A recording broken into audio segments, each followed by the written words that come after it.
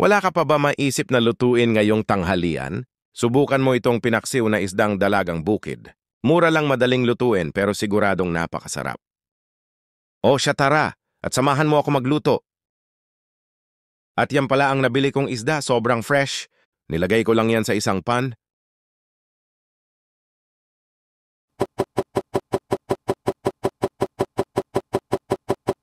At naglagay ako dyan ng luya, sibuyas, bawang, siling berde, sukang puti, kaunting tubig, paminta at naglagay din ako ng talong.